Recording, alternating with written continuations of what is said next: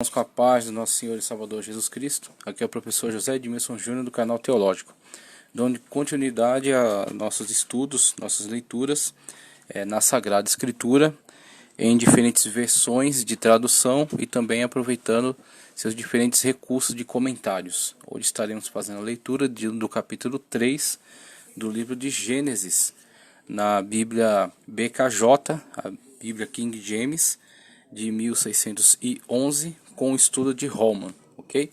Então vamos estar fazendo leitura nessa Bíblia excelente, a leitura de Gênesis capítulo 3, e também estaremos compartilhando com vocês os recursos de comentário que estão disponíveis nesta Bíblia, King James de 1611.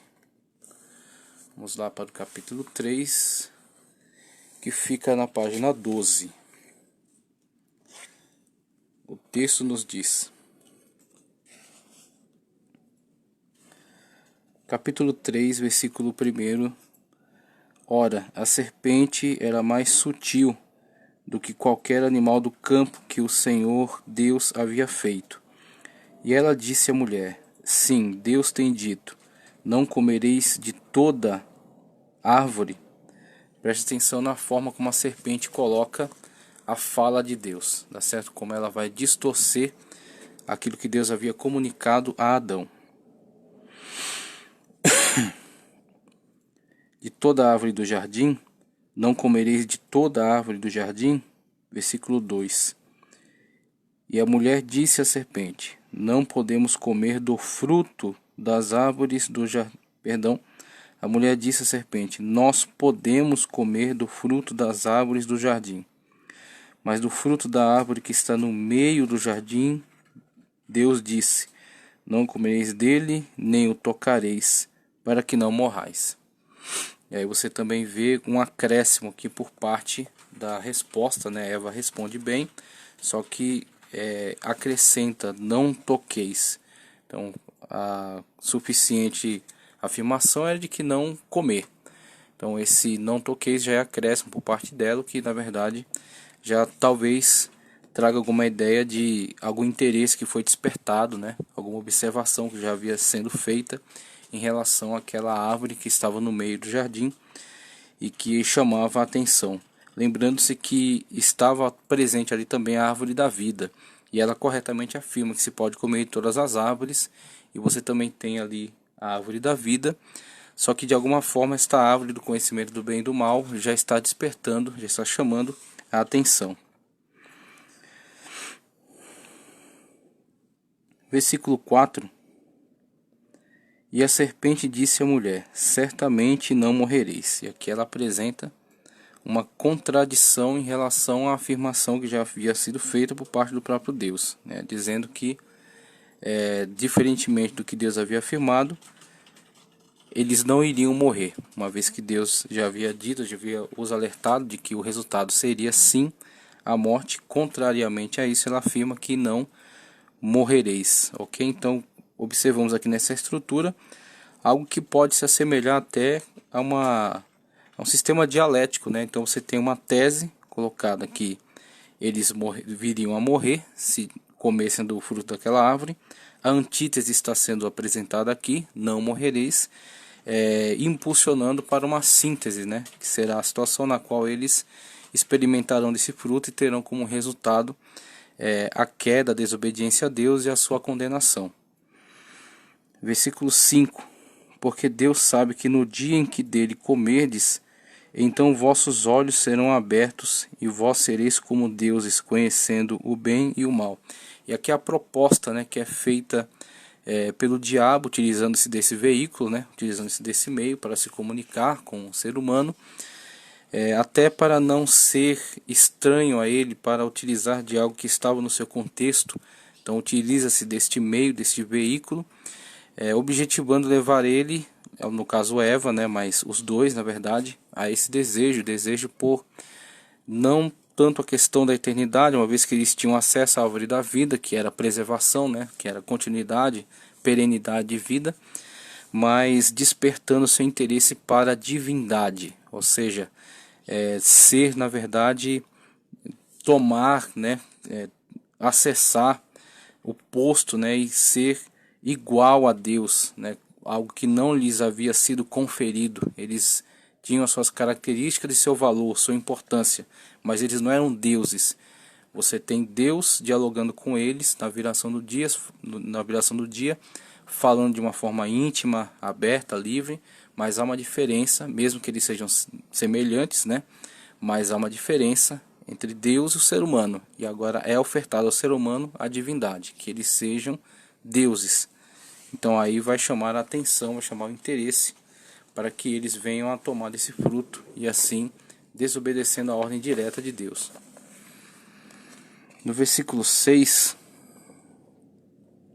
E quando a mulher viu que a árvore era boa para alimento, e que era agradável aos olhos, e uma árvore a ser desejada para fazer alguém sábio, ela tomou de seu fruto e o comeu, e deu também ao seu marido.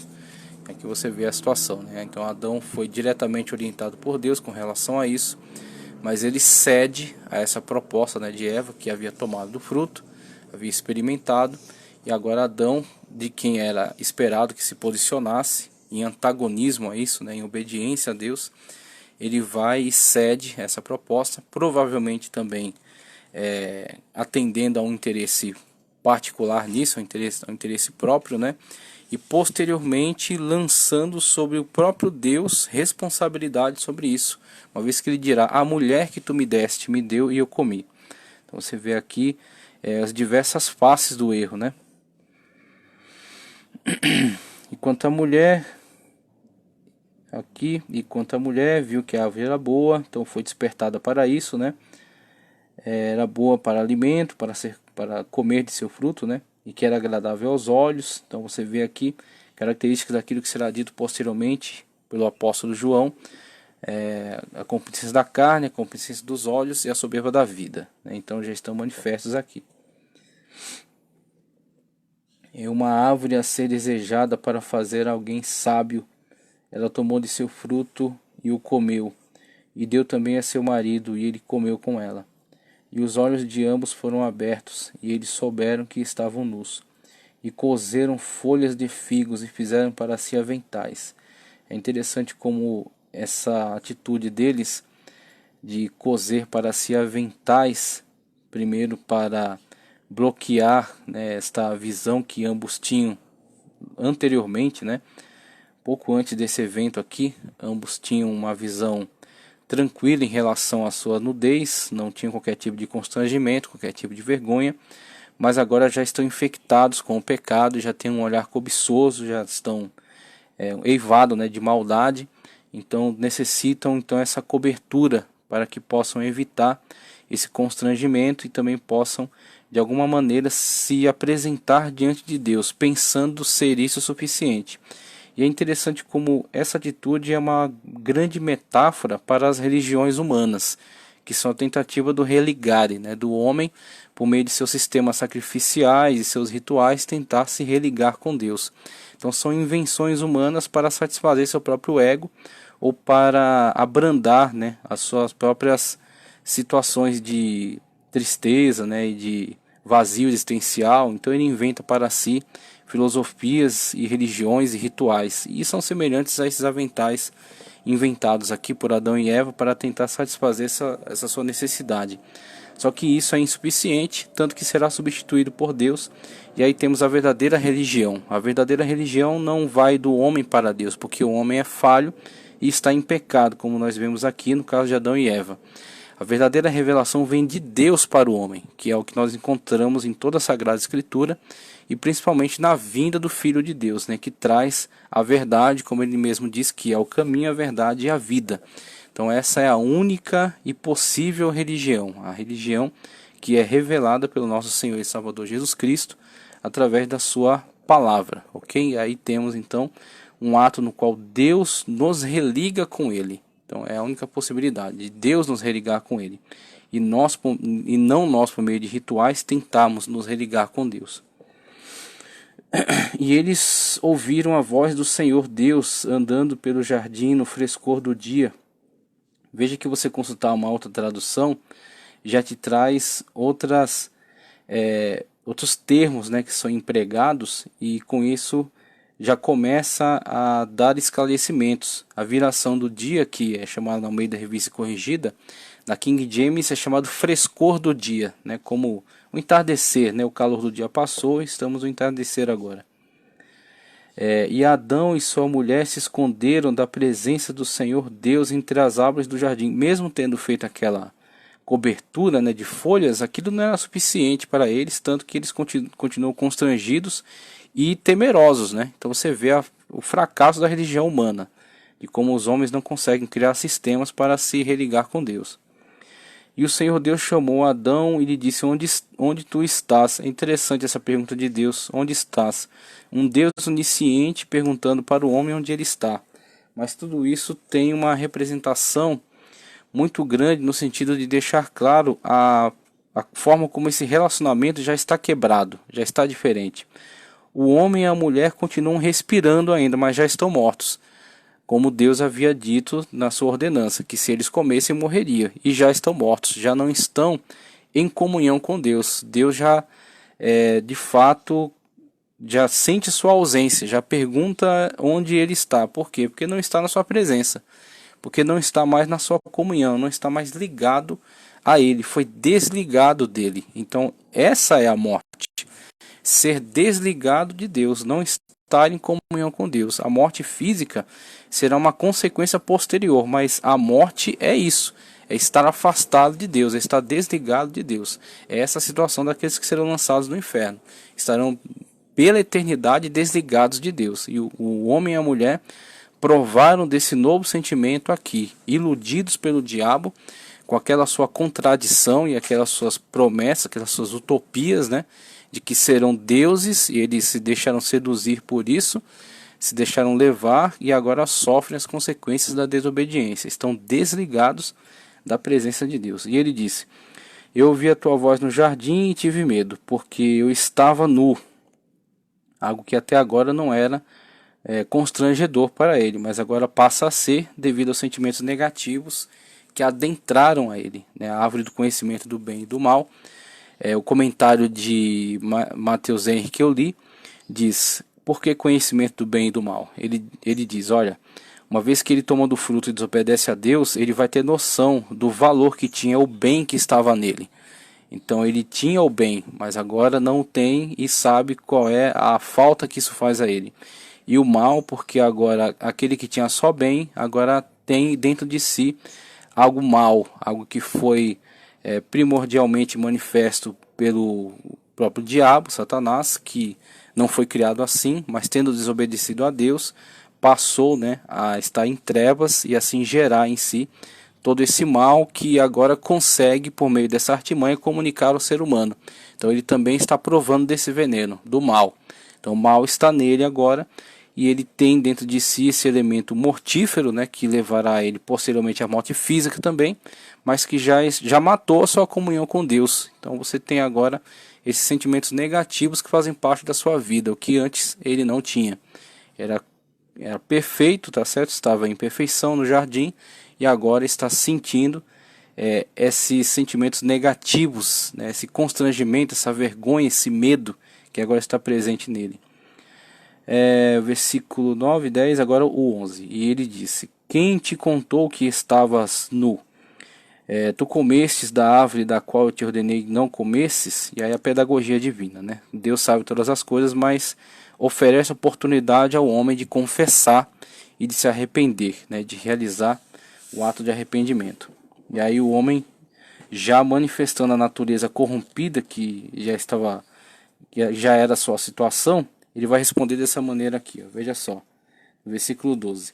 E o homem disse: a mulher que tu me deste para estar comigo, ou seja, responsabilizando a Deus, ela me deu a árvore e ela me deu da árvore e eu comi, ou seja, transferindo responsabilidade, sendo que a responsabilidade era dele, era de se posicionar em obediência a Deus em contradição à mulher. E talvez isso pudesse trazer reconciliação, né, pudesse trazer algum conserto, mas não, ele se deixa levar, atraído pelos seus próprios desejos e aproveitando-se daquela situação. e ele transfere responsabilidade posteriormente. Diz: a culpa é de Deus, sendo que aquela mulher foi bem para ele, foi bênção para ele, e a ordenança foi a ele. Ele deveria, né, como líder, deveria coordenar a situação. Só que ele se aproveita da falha da mulher e também entra pelo mesmo caminho de erro e depois tenta responsabilizar a Deus. A Deus e a mulher, né? Se livrar, se isentar de responsabilidade. E o Senhor Deus disse à mulher: o que é isto que fizeste? E a mulher disse: a serpente me enganou e eu comi. E o Senhor disse à serpente: porque tu fizeste isso, tu és amaldiçoada acima de todo o gado e acima de todo animal do campo. E sobre teu ventre tu andarás e pó comerás todos os dias da tua vida. Então você tem aí essas poucas palavras nas quais Deus dá oportunidade para confessarem. Eles tentam atribuir culpa, né, tentam se livrar da responsabilidade. E vem então a sentença de Deus sobre cada um deles. Está sendo prolatada aqui a sentença divina. Mas também virá a palavra de reconciliação e de salvação, né? Você tem essas duas faces aqui nesse trecho. E eu coloquei inimizade entre ti e a mulher, e entre a tua semente e a sua semente. Ela lhe ferirá a tua cabeça, e tu lhe ferirás o calcanhar. Então você tem aqui o proto-evangelho, tá? Esse texto aqui você pode chamar de proto-evangelho, na qual é Deus mesmo que pronuncia a primeira profecia que aparece nas Sagradas Escrituras, falando acerca da vinda daquele que esmagará a cabeça da serpente. Mesmo a serpente, que aqui é representativo, tá certo, do inimigo. O inimigo está interagindo nessa situação por meio desse veículo, que é essa serpente. Mas você tem aqui essa representatividade e esta disputa, vamos dizer assim, né? Essa animosidade entre ambos, tá? Então ela lhe ferirá o calcanhar, como é dito aqui, né? E ele, o descendente dela, lhe ferirá a cabeça. Então você tem esse estado de guerra, né, que permanece e que será ao fim vencido, concluído por Cristo Jesus, aquele que esmaga a cabeça da serpente, ok? Então você tem essa profecia que é o proto-evangelho, a vinda daquele que esmagará a cabeça da serpente, aquele que vencerá, né, sobre os poderes malignos. A mulher disse: eu multiplicarei grandemente o teu sofrimento e a tua conceição. Com sofrimento terás filhos, e o teu desejo será para o teu marido, e ele governará sobre ti. Algo que foi dado de forma bem tranquila, essa questão da responsabilidade, da liderança, agora é imposto. Então aquilo que acontecia de uma forma tranquila, sem necessidade, né, desses meios, tá certo? Dessa imposição, agora acontece dessa forma devido ao estado em que eles estão, tá certo? Então você tem essa situação que foi degradada pela opção que eles tiveram, tá certo? Pela desobediência e as consequências com as quais eles têm que arcar agora, né? Diante disso, diante da desobediência às ordens de Deus. Veja só. E a Adão ele disse: porque tu escutastes a voz da tua mulher e comeste da árvore da qual eu te ordenei, dizendo: tu não comerás dela, amaldiçoada é a terra por tua causa, com sofrimento tu comerás dela todos os dias da tua vida. Consequências, né? Consequências para a mulher, para o homem, ok? Mas também a promessa da vinda daquele que esmagará a cabeça da serpente. Espinhos e cardos também produzirá para ti, comerás da erva do campo. Então é uma situação muito diferente da que ele gozava naquele jardim que foi plantado por Deus, né? Versículo 19. No suor da tua face comerás o pão, até que retornes à terra, pois dela tu fosse tirado, porque pó tu és, e ao pó tu retornarás. É a triste situação, né? Do retorno ao pó, da morte. E a morte é tão estranha, tá certo, a nós, porque nós não fomos criados, na verdade, para viver e não para morrer. E Adão chamou o nome de sua mulher Eva, porque ela foi a mãe de todos os viventes. Para Adão e também para sua mulher, o Senhor Deus fez vestes de pele e os vestiu. E o Senhor Deus disse: eis que o homem se tornou como um de nós, para conhecer o bem e o mal. E agora, para que ele não estenda sua mão e tome também da árvore da vida e coma e viva para sempre. O Senhor Deus, portanto, lançou fora do jardim do Éden, para cultivar a terra da qual foi tomado. Então o homem foi criado, seu material foi tirado de território fora do jardim que havia sido plantado por Deus, né? Isso fica bem claro aqui. E ele agora permanecerá, né? Viverá nestes locais. Assim ele expulsou o homem e colocou no leste do jardim do Éden querubins e uma espada flamejante que se voltava a todos os lados para guardar o caminho para a árvore da vida. E aqui temos aquela situação que eu já descrevi, do fato de Gênesis ser o espelho de Apocalipse. Aqui o homem perde o acesso à árvore da vida, e lá em Apocalipse ele novamente retomará este acesso. Agora fazemos a leitura dos comentários ligados aqui a essa leitura na Bíblia BKJ. Continuando agora com a leitura do comentário de Holman, dos estudos de Holman, que estão aqui na Bíblia BKJ 1611, ok? O primeiro que está indicado aqui é para o capítulo 3, versículo 3. A alegação da mulher de que Deus dissera, não comereis nem tocareis na árvore, para que não morrais, vai além de qualquer coisa registrada nas instruções de Deus para Adão. Portanto, parece que o homem tinha dado à sua mulher uma ordem adicional, além daquela que Deus proferira, ou então que a própria Eva exagerou a ordem quando Satanás tentou para que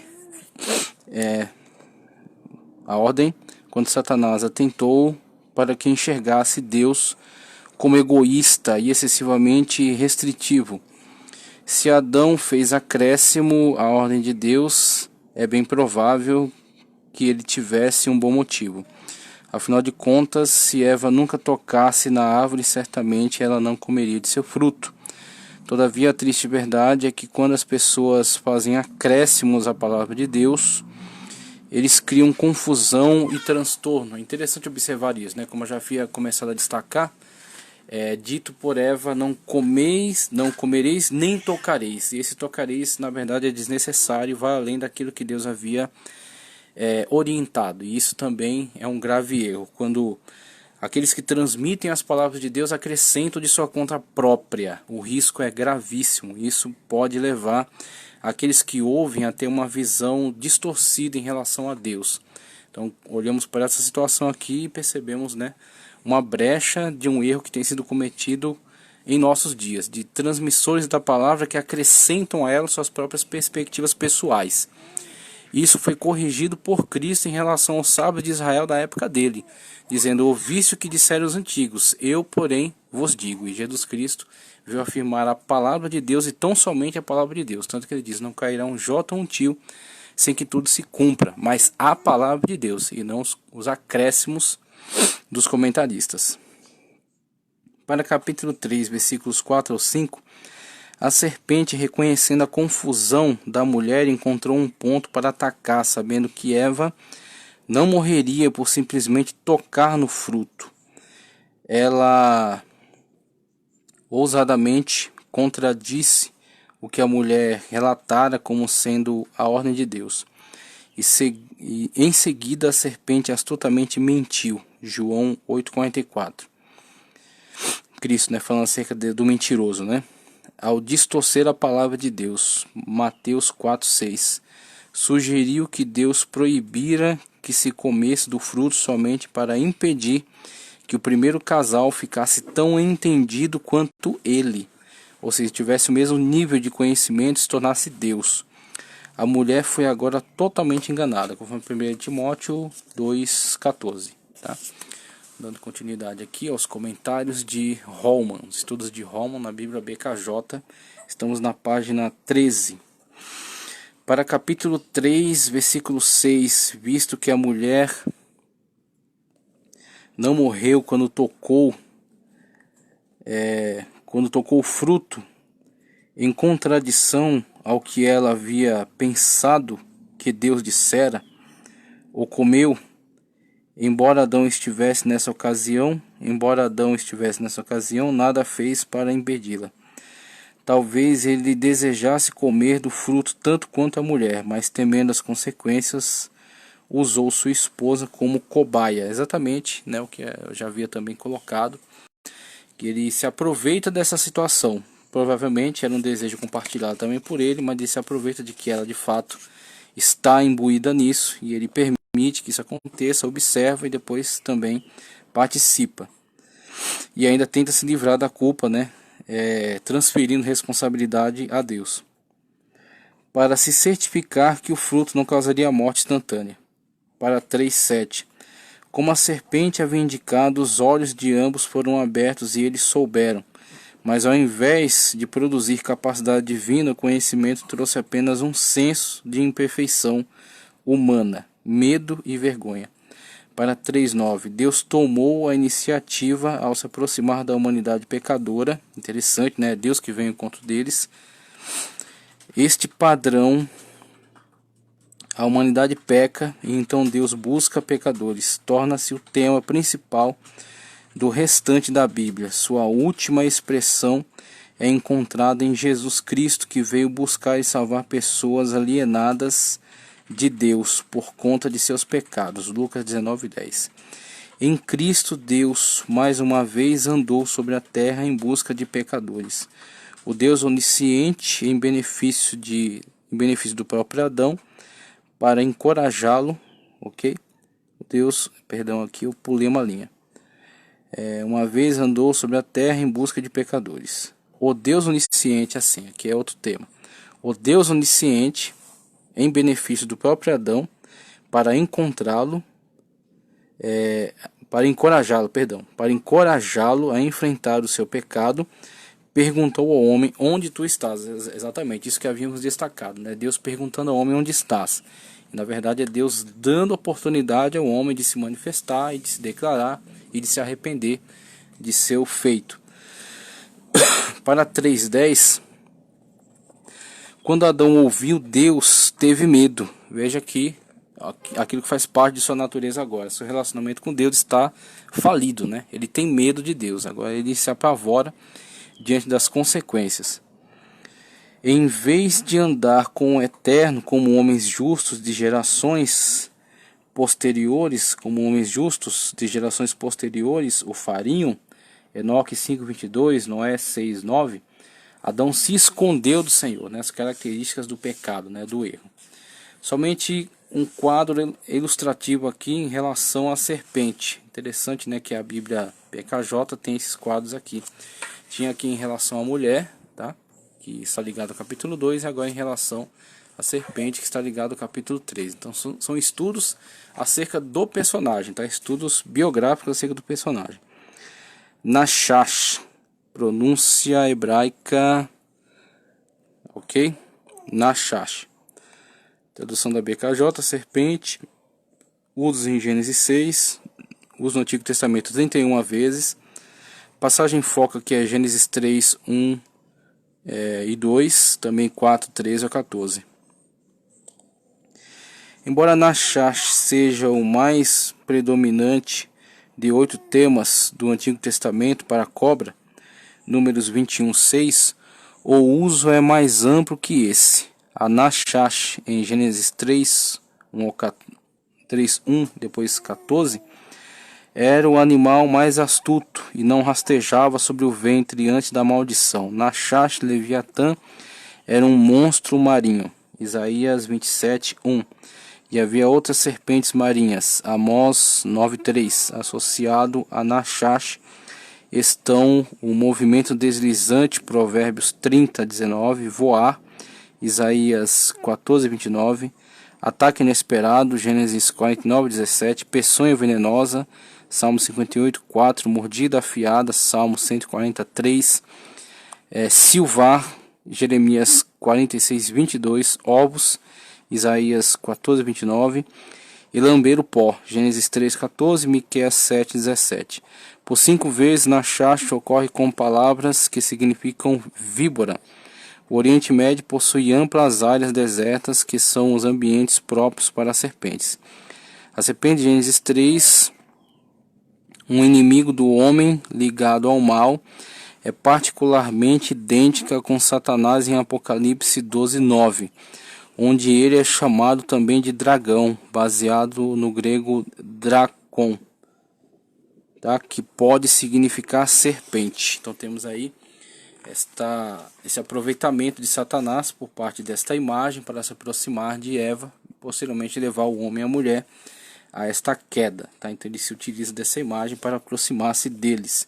E você tem essas características peculiares, né, deste ser antes de ser julgado, sentenciado por Deus. Para 3:11, mediante o uso de duas perguntas diretas, Deus levou Adão à responsabilização por seu pecado. O Eterno não negligencia o pecado, mas ele pode ser delicadamente firme na confrontação do pecado. Para 3:12, Adão não respondeu às perguntas de Deus, em vez disso buscou transferir a culpa. Isso aqui é grave, porque a pessoa que permanece nisso aqui continua no seu pecado. Enquanto ela não reconhecer-se pecadora e buscar por arrependimento. Então é necessário esse processo de arrependimento. A culpa de seu pecado, primeiro para a mulher, depois para Deus. 3:13. A mulher passou a culpa para a serpente e admitiu que antes de comer a serpente a enganou. 1 Timóteo 2:14. 3:14. Embora a responsabilização tenha começado com Deus confrontando Adão, o julgamento começou com a serpente.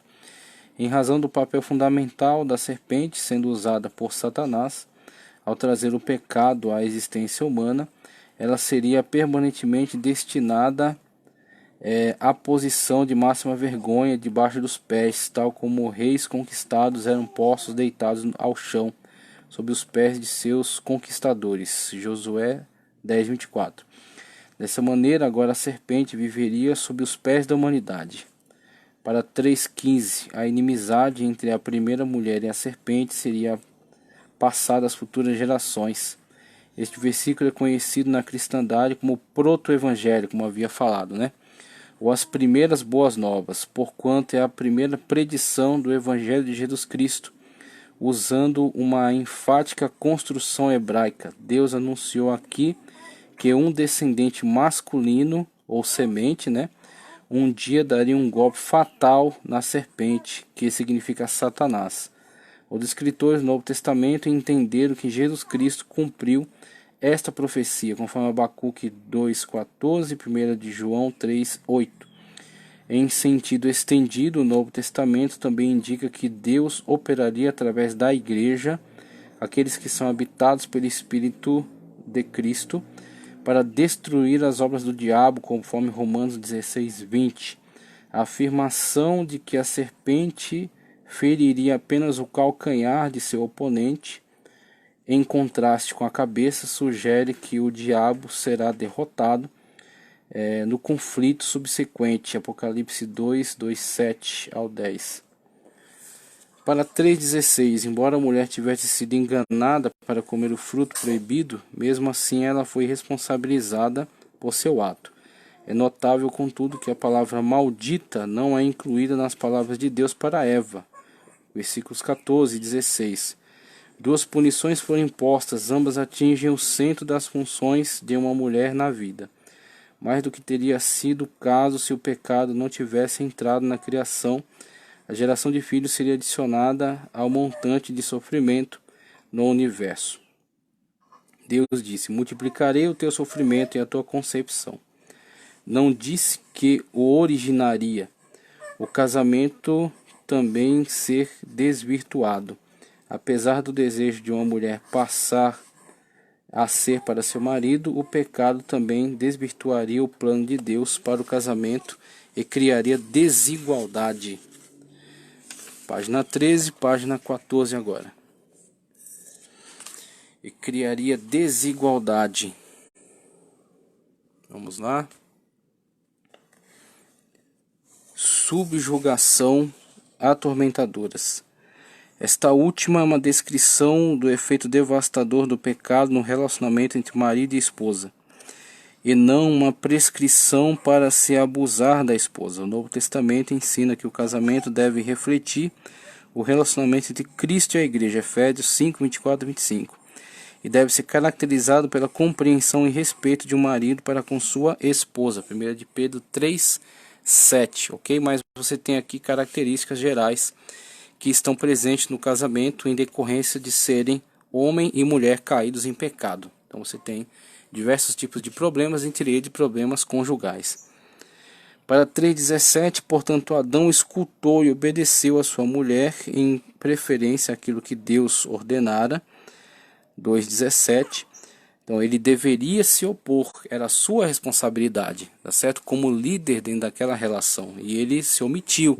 E essa omissão custou caro a ambos, tá certo? E ele também, mesmo tentando transferir sua responsabilidade, foi devidamente responsabilizado e punido por Deus. Que Deus ordenara, né? 2,17. Uma maldição também atingiria o centro de um relacionamento fundamental em sua vida. O relacionamento de Adão com o solo seria agora para sempre prejudicado pelo pecado. Todos os dias de sua vida ele haveria de experimentar sofrimento. Sofrimentos da mulher na gravidez, versículo 16, ao trabalhar para a produção do fruto da terra. Para 3,18. Antes do pecado do primeiro casal, registra-se que Deus só colocou árvores no jardim, 2, 8 e 9. Agora também haveria espinhos e cardos. Antes do pecado, os seres humanos tinham apenas de esticar o braço para obter comida. Agora teriam que se curvar as costas para juntar erva do campo. Para 3,19. Agora só lembrando que o homem foi arrancado do jardim e colocado para cultivar a terra de onde foi tirado, ok? Então não foi no jardim que foi colocado os espinhos e cardos, o jardim foi fechado, tá?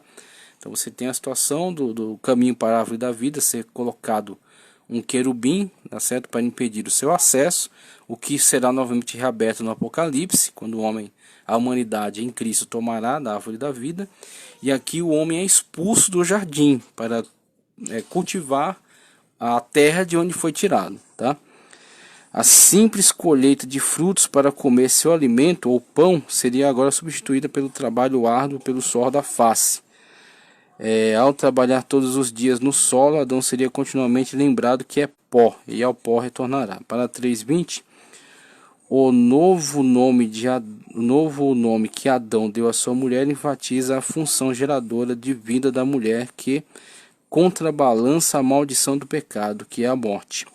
A ordem divina, no entanto, pede uma reciprocidade exibida na liderança servil masculina e na sua submissão feminina, sendo que ambas estão modeladas no próprio Jesus. Para 3,21, ao fazer vestes de pele, o Senhor Deus graciosamente providenciou para que a necessidade humana, de um modo superior àquele de Adão e Eva, tinham feito, com folhas de figueira, o uso de pés de animais antecipa o sistema do Antigo Testamento de sacrifícios animais, conforme Levítico 1, 3 e 7, Números 15, 1 ao 31. No Novo Testamento, o apóstolo Paulo falou de um dia quando Deus vestiria o seu povo de imortalidade, 1 de Coríntios 15, 53 e 54. Provendo, assim, a completa anulação da maldição do pecado da humanidade, para o 3,21 que havíamos lido aqui. Então Deus, Deus chamou o nome, Adão chamou o nome da mulher Eva, porque ela foi mãe de todos os seres viventes. E também para Adão e também para a mulher, o Senhor Deus fez vestes e os vestiu. Esses versículos, tanto 20 quanto 21, foi comentado aqui, o nome que é dado a Eva, como aquela que gera a vida, e o ato divino de vesti-los, e para vesti-los o sacrifício. Então é interessante observar que o primeiro sacrifício, a primeira profecia é dada por Deus, e o primeiro sacrifício é realizado por Deus.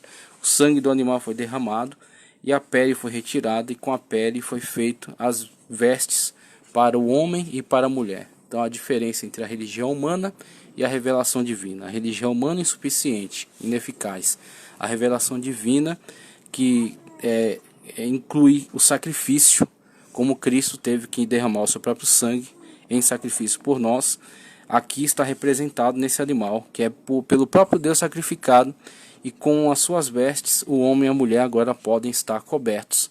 Assim também Cristo, pelas mãos do próprio Deus, foi entregue na cruz, sacrificado, e o seu sangue derramado por nós, tá certo? E por meio dele nós podemos nos apresentar diante de Deus.